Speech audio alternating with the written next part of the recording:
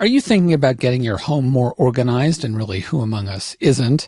Well, you should talk to California Closets about that. California Closets expert design consultants work with you to create the perfect solution that's custom tailored to your life. Whether it's for a bedroom, closet, pantry, home office, you name it, they can do it. Visit the experts at californiaclosets.com/Katie to book your in-home consultation today. That's californiaclosets.com/Katie. California Closets, it's like a little slice of organizational heaven. This summer, step up your grill game with the revolutionary Beyond Burger. This mouth-watering masterpiece is the only plant-based burger that's so meaty it's sold in the meat case at your local grocery store. Packed with protein, it's better for you and the planet and will satisfy even the most ravenous of carnivores like Katie Couric. Ready to taste the future of protein? I know I am. Visit beyondmeat.com/Katie to find a local retailer near you. That's beyondmeat.com/KATIE.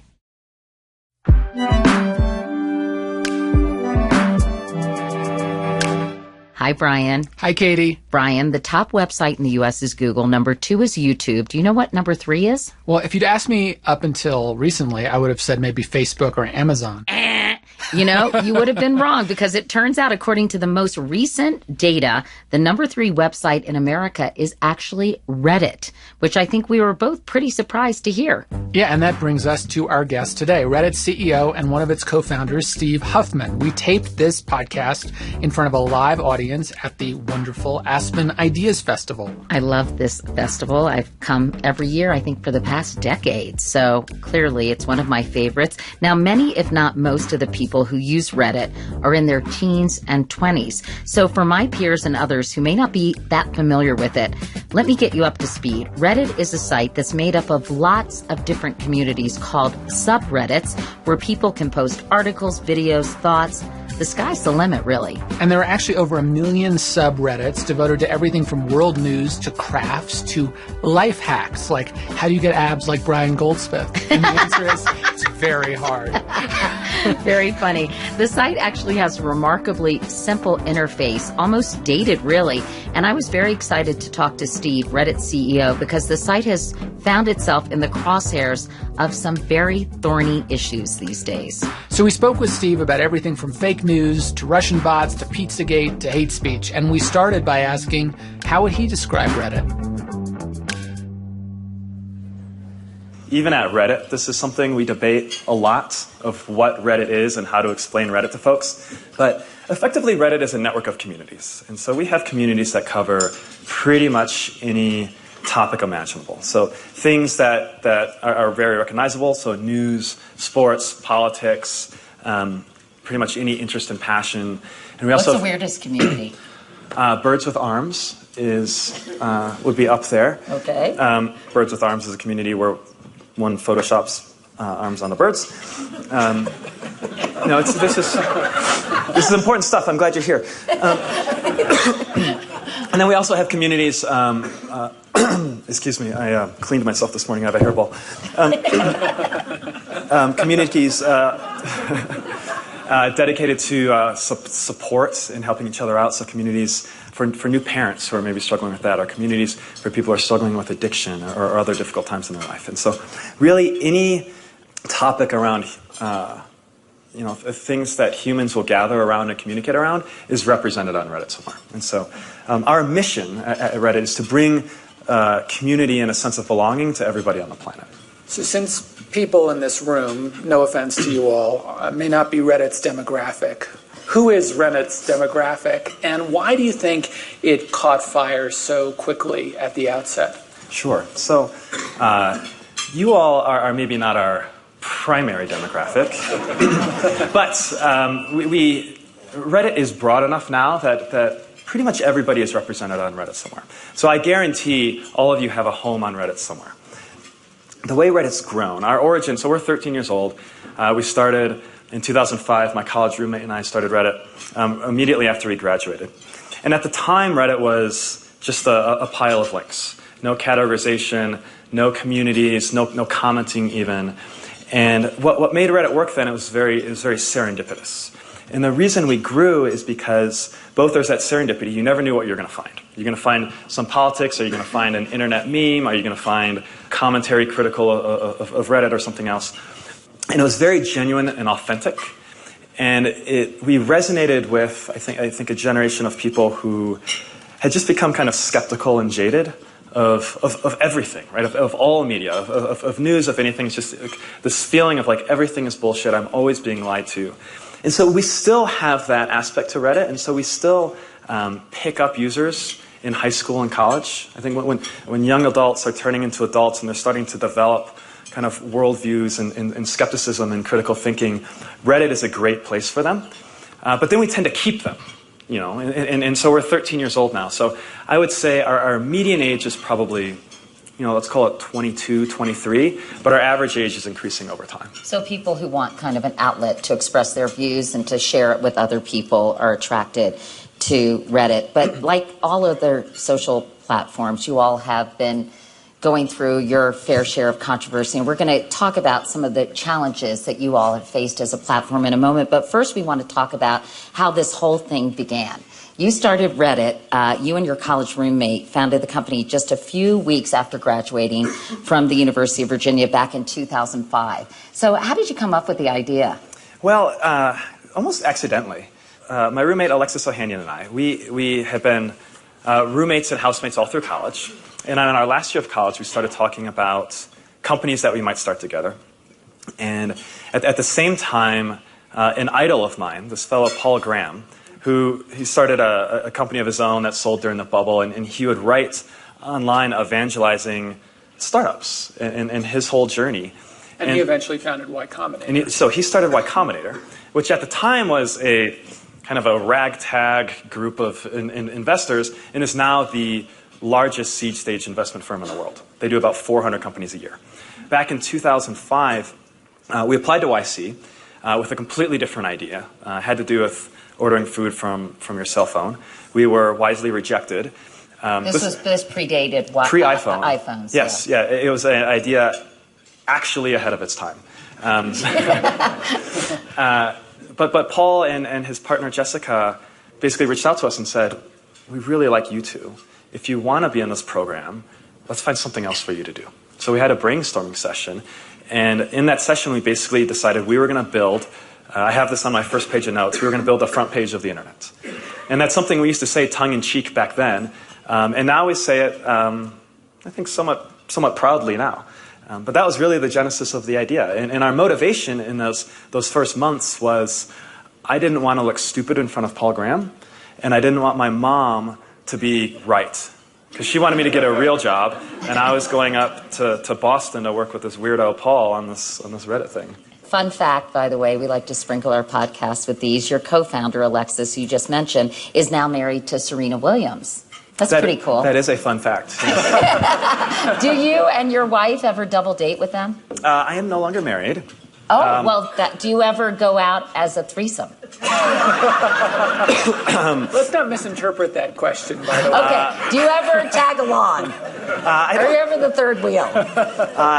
No, very, very seldomly. Alexis and Serena, I have honestly no idea where in the world they are at any point in time. But you're still good friends with Alexis. Yes, yeah. We've been friends a long time. Yeah. Well, let's talk about after you launched the company, because it was 17 months later and you sold it to Condé Nast, of all places. You have said that you regretted that decision. Why? Well, I have said that, and I've also backtracked off of that. I've, in fact, changed my story on this a lot over the years, you know, as it serves me, and really engendering trust there, Steve. Mostly with perspective. So the context in which we sold the company, this was in 2006. As I mentioned, when we started the company, we didn't have a vision or a mission. We were a little dysfunctional. We didn't know where we were going. The economy wasn't looking pretty on the horizon. And along came Condé Nast, offering to give us a bunch of money for this thing. And so we said, well, this seems like a pretty good idea. And it's funny, I went into that acquisition with the mentality of, I thought I was going to have the stereotypical Silicon Valley startup journey, which is founder starts company, founder sells company, founder leaves 2 weeks later. I ended up staying for another 3 years. I really, really enjoyed working on Reddit. And I left in 2009 because, for a couple of reasons. One, I felt stagnant. I felt like as a person I wasn't learning and growing, and I felt like I was too young to have that feeling at work. And it's funny, when I look back on that time, I think that's like just absolutely insane, right? Because now I just feel like I have so much to learn and I'm like so far behind. But at the time, that's how I felt. I also, I lacked perspective. I didn't appreciate how special Reddit was. It was the only thing we had ever done. And so I had this perspective that if you put something online, it'll just grow. And that was my experience with Reddit. So I was like, well, I want to do something else that just grows, but this time actually makes money. So I started a company with another buddy called Hitmonk, which did travel search. And Hitmonk was interesting because we were not burdened with growth. And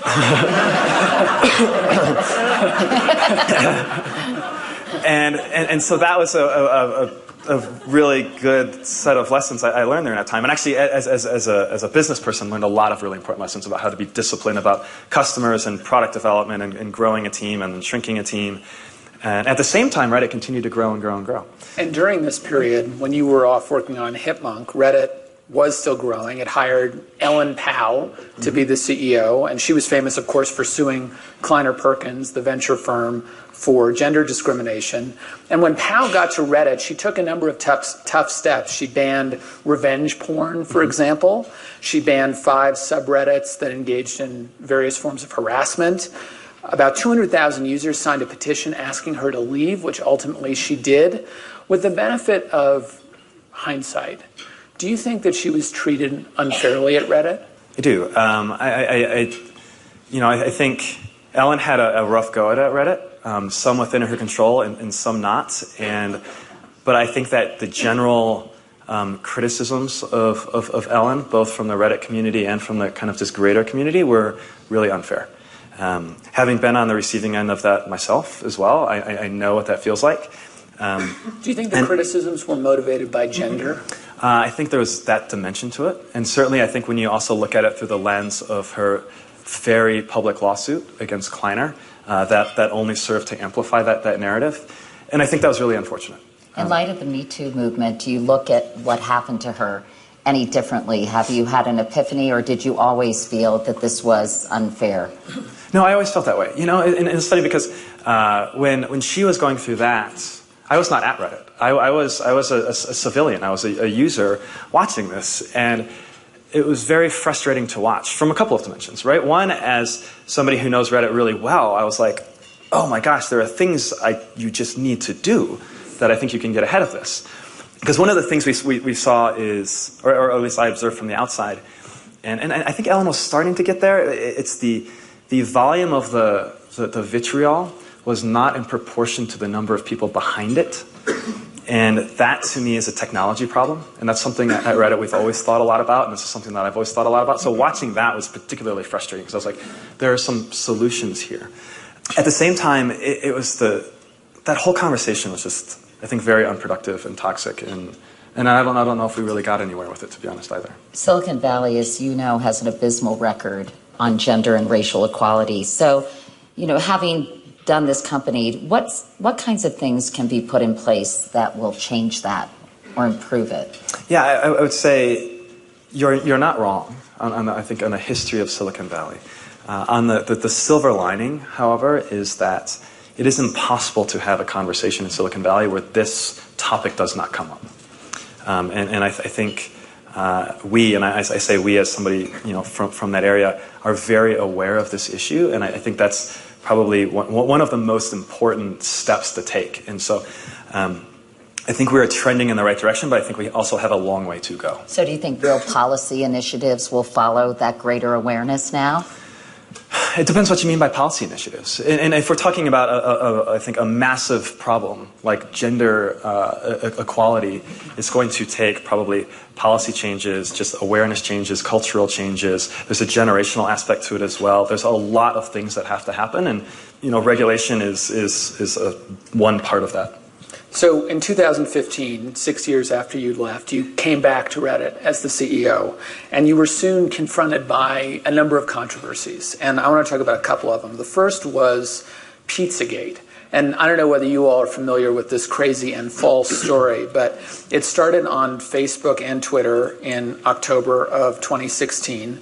The allegation basically was that Hillary and some people close to her operated a child sex trafficking ring out of a pizza parlor called Comet Pizza in D.C., which would be laughable, except that the sort of fake news had real consequences when a man named Edgar Welch from North Carolina showed up at Comet with an AR-15 to rescue the kids, the sex slaves who were trapped in the basement, only to find that there were no kids and no basement. And this was on Reddit too, both before and after the election. So the bottom line is it could have been a real tragedy. Do you ever feel like, as the founder of this platform, as the CEO of this platform, oh my God, I created a monster? No, not quite in that dimension. Pizzagate was a community that we saw develop on Reddit, and we banned it after about 2 weeks, long before the incident with the gentleman in the pizza parlor. And we do watch these things very closely because while I don't think we want to be in a position where we say conspiracy theories are not allowed, right? Because sometimes conspiracy theories end up being something. But we do watch, especially in these fringe communities, where's the conversation going? What direction is it heading? And with that one in particular, we saw it going in a bad place, and it was also easily disproven, and so that's why we got rid of them as quickly as we did, and I think we were one of the first to do so. But could something like this happen again on Reddit? Obviously, the human awareness of this is not infallible. Mm-hmm. So do you worry that this kind of situation, this kind of misinformation can get out of control and lead to something that may have far worse consequences?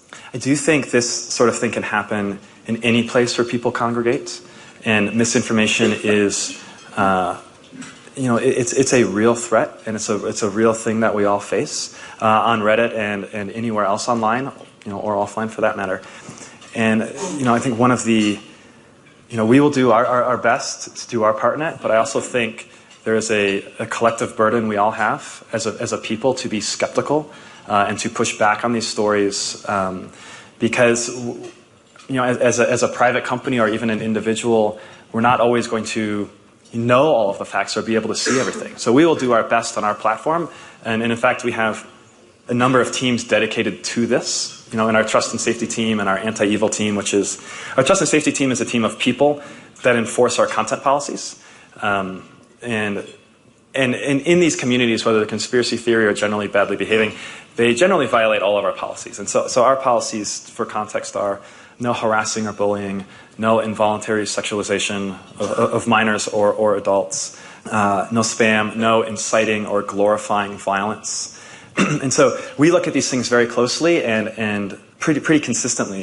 And then we also have another team called the Anti-Evil Team, which is a team of engineers that supports the former team at scale and tries to do this in an automated fashion. But the operative word being try. I mean, how can you really police all the things that are part of Reddit? How many posts are put up there a day, Steve? I have no idea. How many? Millions. Millions and millions. So can you really patrol and keep this kind of misinformation, even worse, off the platform? Well, so another thing that's really important to us, and I think that separates Reddit from our peers, is our structure of community moderation.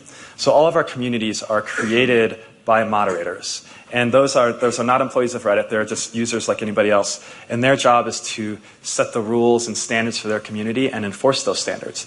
And of course, the communities themselves are submitting all of the content and curating the content. So the structure of Reddit is basically, there are over 100,000 communities. Within those communities, community members, users, me, you, anybody, can submit content, and then every piece of content can be voted up or down. And so what you see is what is the most popular at any point in time, but the downvote is also important, right? In there, that's where the community sets the tone, removes content that's inappropriate. And one of our beliefs is that the only thing that scales with users is users. And so one of the things we spend a lot of time thinking about is how do we push this burden of enforcement into our user base so that they have control over this. Because there's no way that a company of our size, which is around 400 people, or any size for that matter, can police the entire internet.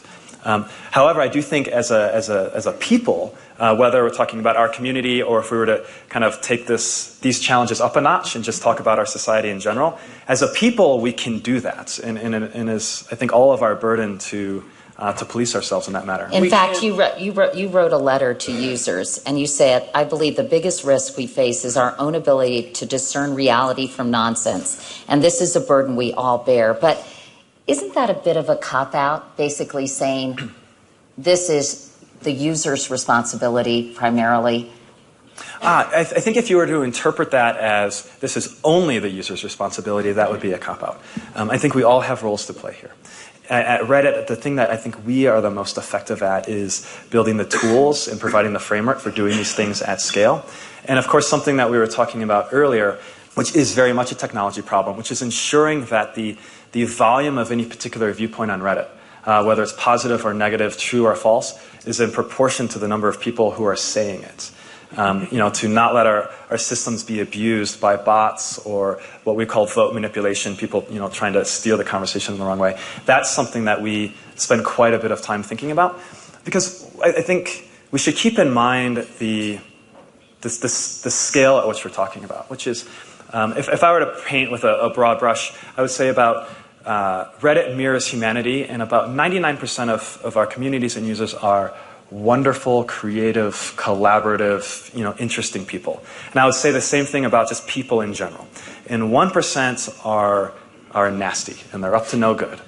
And that means if we do our job on the technology side and enforcing that 99% can set appropriate standards and has visibility into what's going on, we can drown out the negative, marginalize the negative, and do it that way. When it comes to dealing with that nasty 1%, I'm trying to understand how much of that content is dealt with by non-Reddit employees, community managers who are enforcing the standards, and how much of it really is on you, and how much of it do you have to actively go and take down. So, for example, the year you came back, I read that you had to remove 2 subreddits. One was called Fat People Hate.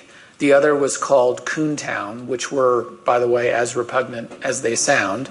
And then the hate speech, sub-communities went down. And overall, hate speech went down on the platform because participants in those communities either left the site or they changed their language. But it wasn't the moderators or the non-employees who did it. It was you guys who had to do it. Yes and no. So those communities were repugnant, and we took them down. We also did behind the scenes a lot of work on the individuals in those communities. One of the things we've gotten a lot better at over the years is how proactive we are. So during that era, so this is 2015, we were 100% reactive in terms of individuals' reports. So something bad is happening on Reddit, a user reports it, then we action it. Now we are, I don't know the exact number off the top of my head. I want to say it's somewhere between 70 and 80% proactive, which means we are finding instances of bad behavior before it even gets reported. How do you do that? Yeah. Is it like playing a game of whack-a-mole, or do you have like software or algorithms that can detect? Yes. Yes, to both. Yes. I mean, that's the thing. There is an element of an arms race. There's an element of whack-a-mole. There's an element of being clever with how we find things.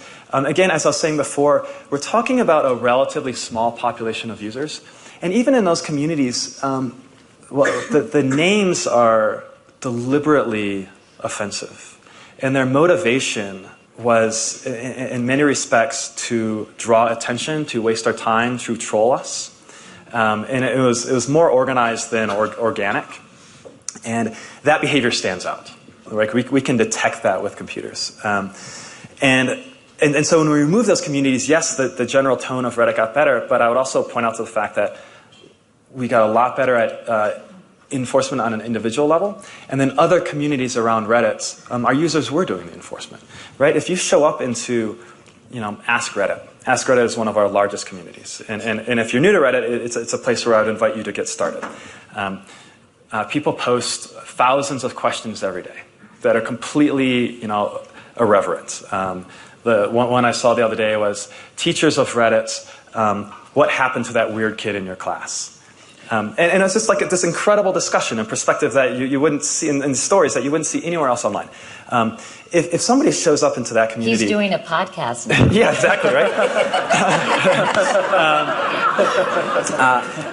If you show up in that community and start saying, nasty stuff, you're gonna get crushed long before we see it, right? You're gonna get downvoted by normal users. You're gonna get banned by mods, and that'll be the end of it. So we all have roles to play in this, and I'm not claiming perfection by any means, but I am proud of the progress that we are making. I think especially confronting it's a little bit of a new frontier and a new set of challenges for us. I'm curious how many humans you have actually with the sole job of really trying to manage all of this.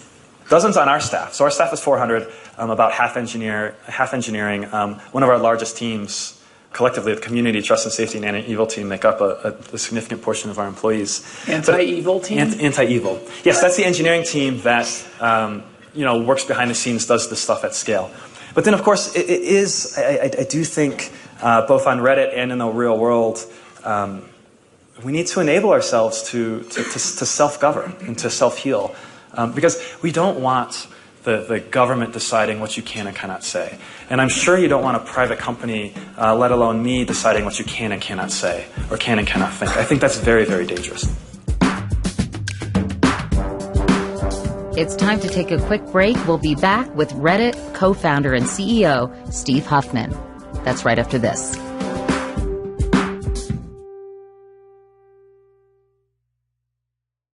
RX Bar is a whole food protein bar made with real whole ingredients that actually taste delicious.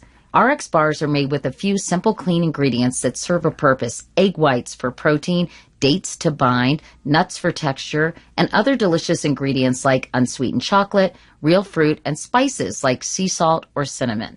Whether you like sweet or savory, chocolate or fruit flavors, there's an RX bar for you. They come in 14 delicious flavor varieties like mango pineapple, chocolate hazelnut, which sounds very good, mixed berry, and chocolate chip. And for people from Los Angeles like I am, they are gluten-free, soy-free, dairy-free. There are no artificial colors, preservatives, or fillers. But they are not flavor-free, Brian, and chocolate hazelnut happens to be my favorite. They really fill you up. They're kind of very satisfying because they're chewy, so it takes a while to eat them. So I can't gobble them up like I do most things.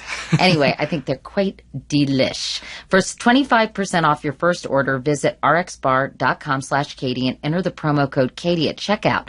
That's rxbar.com/Katie, promo code Katie for 25% off your first order. It's summer, so that means great produce, walks on the beach, maybe some time off, and it also means that the FabFitFun Summer Box is here. What is the FabFitFun Summer Box? It's a seasonal subscription box for women to discover new products for a life well lived. It delivers a box of full-size fashion, beauty, home, fitness, and wellness products. No annoying little samples of anything.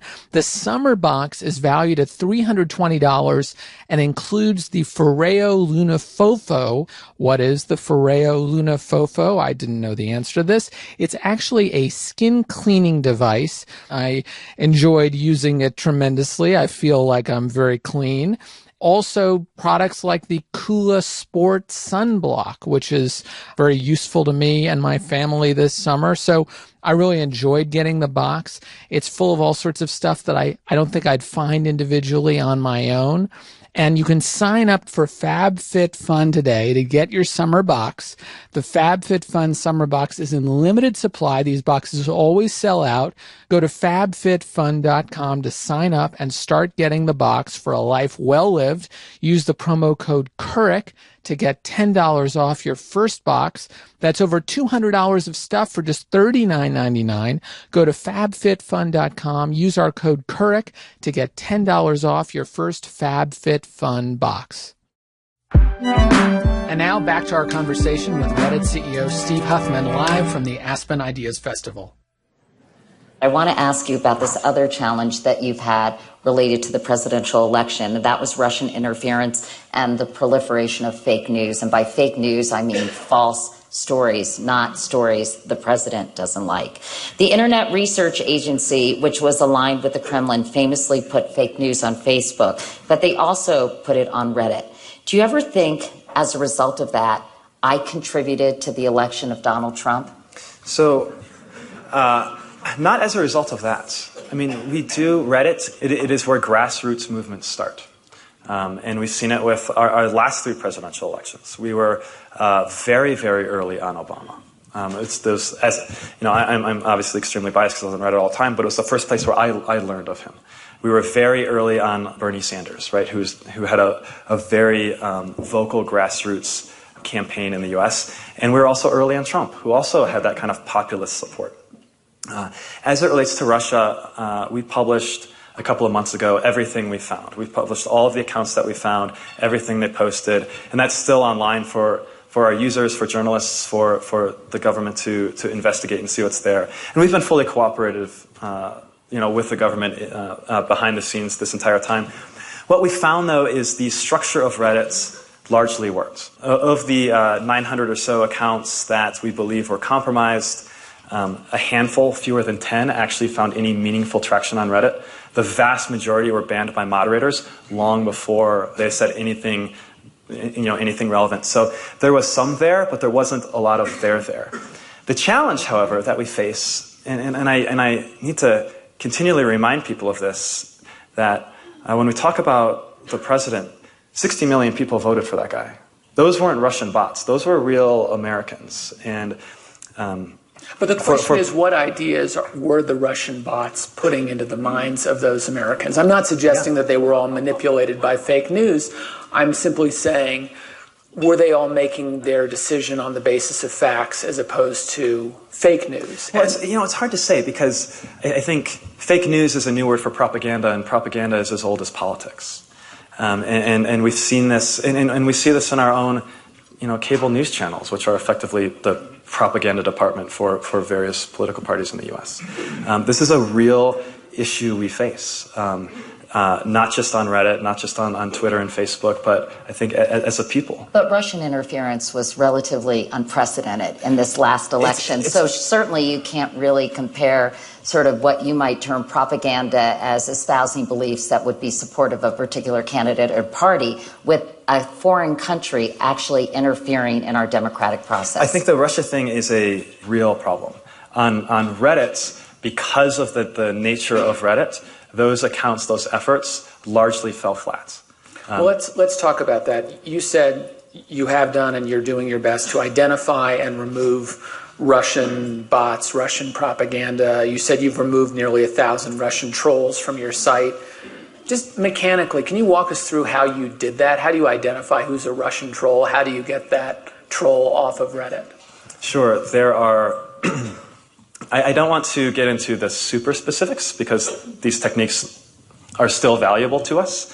But wouldn't they help us as a nation if you did share those techniques? Well, let me share at a high level. So there's information we get from our peers, right? Accounts that they found, IPs that they found. We, as a best practice of Reddit, we've done this long before the election and still do it now, have a variety of information sources. For example, there are gray hat hackers that we can get information from, and these are compromised VPNs. These are IPs, areas we should start looking. From there, you can find a couple of accounts. And by gray hat, you mean they would be willing to work for both sides? In a way that a bad guy can acquire, let's say there's a data breach, right? Equifax gets hacked, right? And they have all of this information. That information is getting sold to somebody. Sometimes it's getting sold to the good guys who can say who has been compromised, right? And so that's very common, right? And you can go to all these websites to see, is my information in there? Is my email information in there? Then we can look at behavioral things, right? And these are techniques that, again, we've been doing for a long time at Reddit because we care about the integrity of our systems. Cookie hygiene, right? Are people sharing this account? Are people in multiple geographies sharing this account? Those things start to stand out. And so from there, we can build out a web. And so, we do it piece by piece by piece, and we grow this stuff out. So the stuff we shared a couple of months ago was everything we have found so far. We are by no means, done. This is, as I said before, Reddit's primary role in this is ensuring that our systems, the integrity of our systems. And so there is, as we said earlier, an arms race element to this. And we're constantly learning, and the challenges are constantly evolving. But it is an issue we take incredibly seriously, both as Reddit and as Americans. I know that American Redditors who then promote or repeat or share the misinformation that is put out there by Russian bots, that's a thornier issue, isn't it? Well, it's more difficult, and that's where you believe user responsibility and our ability to discern fact from fiction or fake news from real news, that's when that comes into play? I mean, if I were to make it even thornier, the president is repeating that nonsense as well. And so, I mean, we have to ask ourselves some serious questions. Like, what does it mean when the president is propagating, lies and fake news or whatever? Yes, that burden is on us, and I think we have some serious challenges in front of us. I'll bite. What does it mean? Well, I think one of the silver linings of all of this, I think of this, what I would call a challenging time, is that our immune system is being tested, right? And in the same way that your body gets a virus and you're sick for a couple of weeks and you eventually develop antibodies and can fight against it the next time, I think we as a people are going through the same thing. People care about quality journalism again. People are much more skeptical than they have been in the past, I think.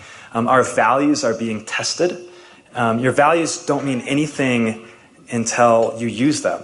And I would say I think we as Americans haven't had to flex some of these muscles in a little while. And so while the medicine doesn't taste good, I think we will come out of this, I hope. I'm an optimist. I think we will come out of it healthier on the other side, with a more skeptical population, with higher quality journalism, with higher standards of discourse.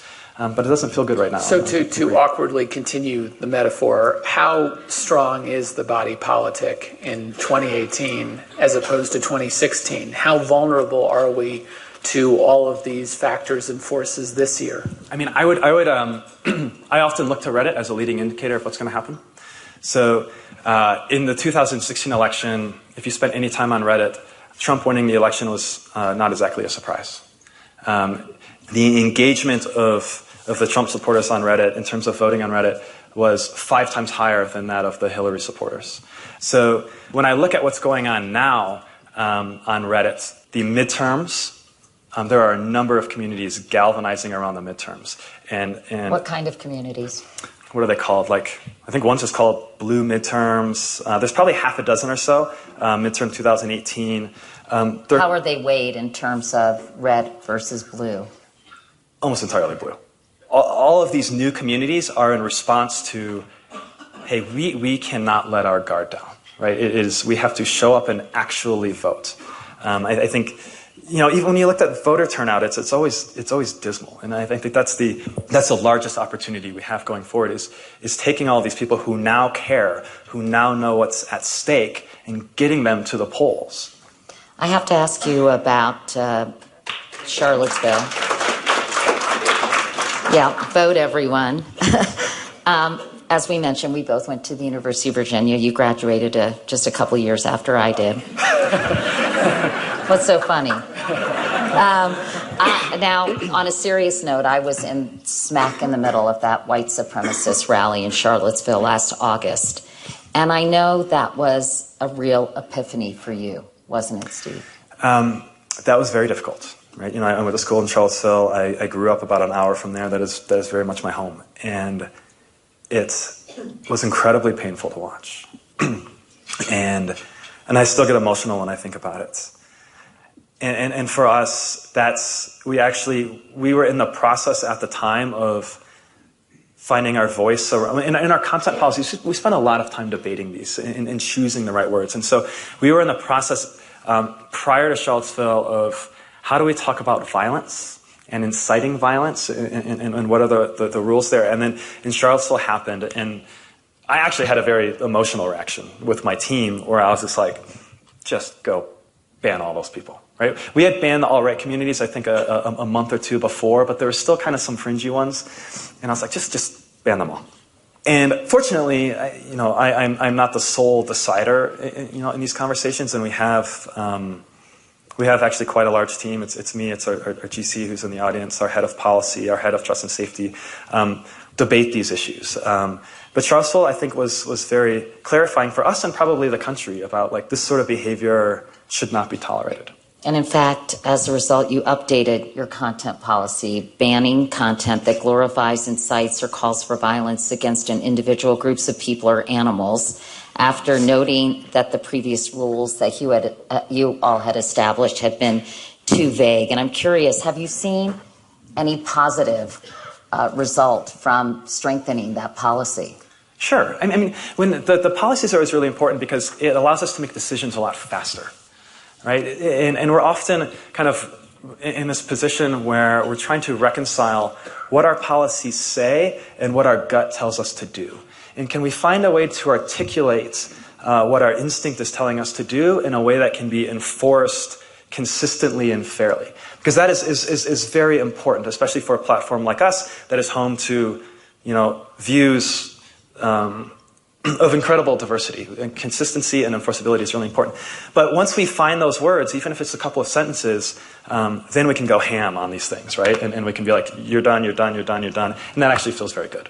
But I guess the big question, as you mentioned earlier, Steve, is how do you control harmful speech without becoming a censor and violating the First Amendment? I mean, therein lies the rub, right? Well, that is the challenge with the First Amendment. It is one of the founding principles, of this country, and it's incredibly important to our democracy. The marketplace of ideas, and specifically supporting political speech and debate. And so the way we think about it, and if you look at our content policy, it's largely structured around behaviors and not beliefs. Beliefs are very difficult to police, and you are free to have whatever belief you like, both on Reddit and in the United States generally, but it's your behaviors we care about. And just like free speech in the United States, which does have restrictions, right? There's one about inciting violence, yelling fire in a crowded theater, slander and libel and false advertising. There are, in fact, many restrictions. But political speech is very, very important and very critical. And on Reddit, we try to take our cues from the government in the same way. So our content policies, the things I shared before, harassing and bullying, inciting violence, those are behaviors. Those are more objective. Your beliefs, your political beliefs in particular, we do our best to keep that off limits. That doesn't mean we're not tested from time to time. And one of the big lessons I've learned over the last few years is when I came back to Reddit, I actually wanted to draw a fine line. This is good behavior, this is bad behavior. I've since learned that is basically impossible. Right? Wherever that line is, somebody's going to walk right up against it and stick their nose over it. Instead, we accept that there is some gray area there, and that's where we spend our time. And so we define our content policies to define the clear area, and then we spend our time as a team in the gray areas and figure out, is this on the right or wrong side of our content policy? Do we need to adjust our policies? This is a new behavior. And so it's a constant evolution. How do you think Facebook is doing handling the issue of fake news and bots and privacy and all the stuff that's emerged since the election? I'll give you two answers.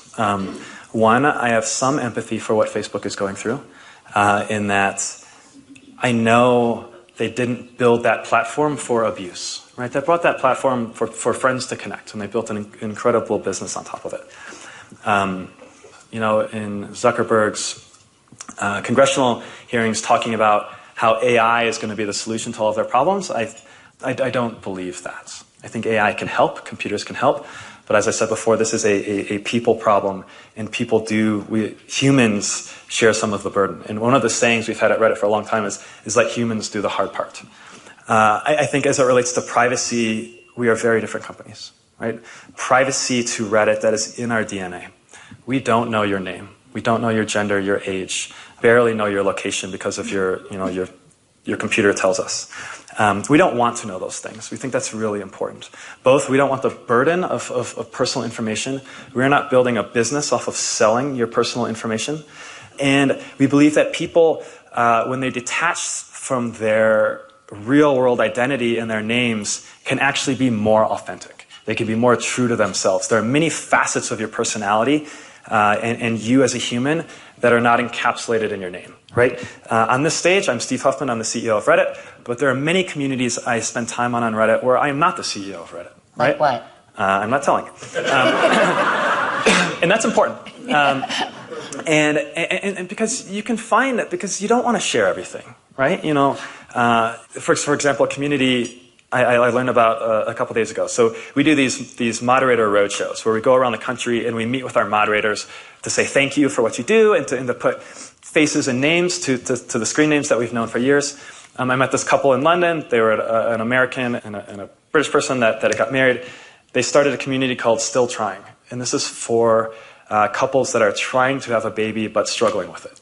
And it's a place for them to vent, to support each other, to go through this difficult time with other people like them. And you wouldn't find that on other platforms, especially associated with your name. You wouldn't go talk about some of these really personal issues. And I think that for us is what, when we talk about are we proud of Reddit, we are certainly extremely proud to have brought this out of people and to have created this enriching experience in a place where people can be themselves and be vulnerable and be authentic. And so that's what we deal in day to day. So you think we're going to get to the other side. In closing, there's so much information, a tsunami of information that sort of floods us every day that isn't verified or edited. In many cases, no fact checkers. And it's designed in many ways to foment outrage rather than understanding. So right now, where we are today, not on the other side as you're hoping we'll get, is this good or bad for our democracy? I am hesitant to make quick classifications of what is a really complex issue. I think that the fact for hundreds of years in the US that people can say anything and debate anything, that is the cornerstone of our democracy. The fact that we live in a time where it's less of a debate, right, and more of a lowbrow, quick to judge, label everything, identity politics, all these things, that is bad for our democracy. And so how do we get back to the marketplace of ideas, getting the most value out of free expression without losing it? And that's one of the things I'm most scared about when we talk about fake news. How do we eliminate fake news without eliminating free speech and discussion and real debates? I think that is a real challenge. To end on a positive note, I think we do all have a role to play. I think as people, skepticism is really important. As journalists, being that arbiter of truth plays a really important role. As a technologist, ensuring that the conversation is fair and authentic is important as well. So I think if we all play our roles and do our jobs, that we will get back to a healthier place. Well, Steve Huffman, we really appreciate your honest and thoughtful discussion of these really challenging issues. Thank you so much for joining us today. It was really fun talking to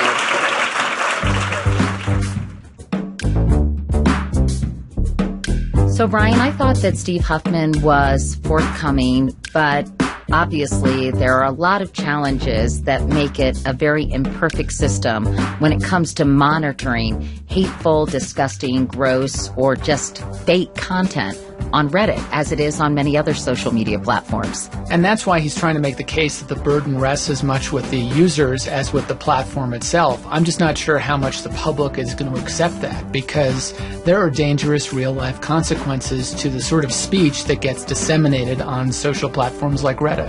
I'm not sure people have the time or really want to put the effort in really evaluating the credibility of some of the information that they're seeing. I mean, I think they should be skeptical, obviously, but is that really their job? I mean, that's an open-ended question. And there's also a chicken and egg open-ended question, which is the hate speech caused by the platforms that give them a forum, or was the hate speech always out there and is Reddit just bringing it to the fore or giving it more of a spotlight than otherwise it would have had? Well, I don't know. If it's B, I worry about sort of the contagious effect of hate speech and how it incites other people to be hateful. In other words, it kind of unleashes hate that's been sublimated in our psyches. I don't know. I'm getting too heavy, deep, and real right now, but it was a very, very interesting conversation. And I appreciate the fact that he's willing to field tough questions about his platform and about his business. And at least right now, we're a lot more aware of these issues than we were 2 years ago. There's much more of a focus on preventing fake news and hate speech from spreading, and so maybe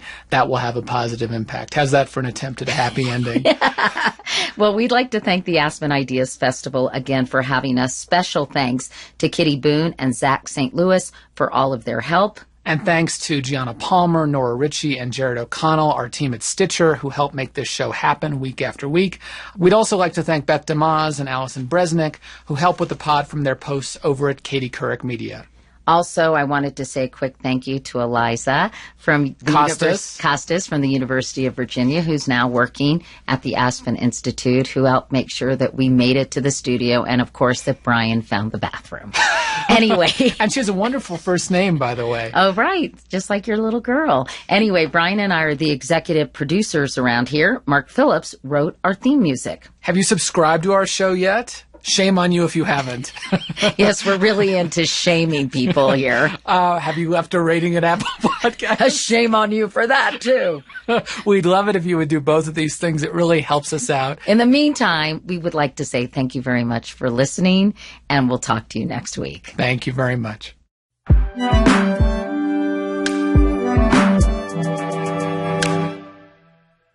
Support for today's show comes from Google Play. Did you know that you can now download and listen to audiobooks on Google Play?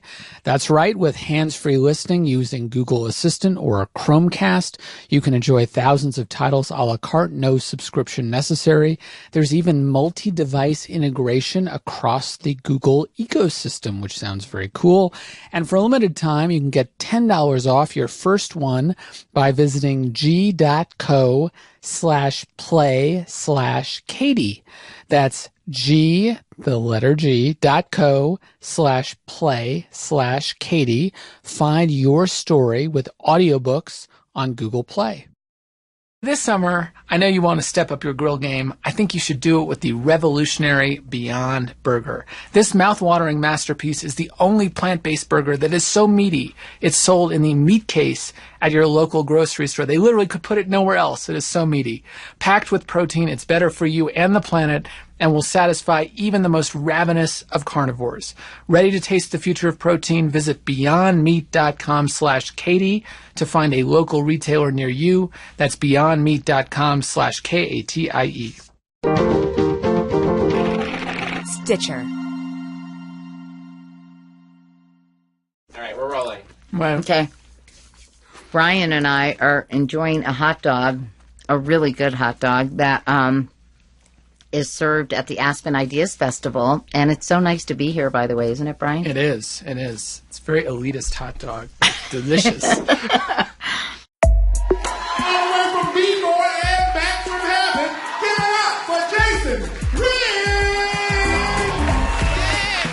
Jason Weems is one of Baltimore's biggest comedians. I'm alive, motherfuckers!